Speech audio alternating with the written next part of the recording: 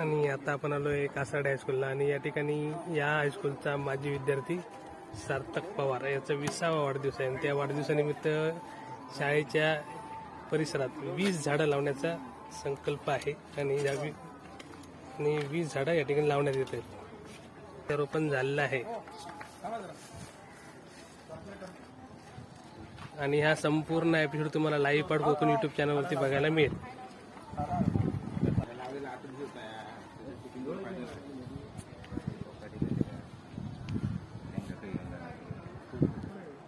तर सार्थकच्या 20व्या वाढदिवसासाठी 20 झाडं, सुंदर संकल्प आहे. इकडे पण झाड लावण्यात येते आणि आता आपण बघतोय कासार्डे हायस्कूलचा परिसर.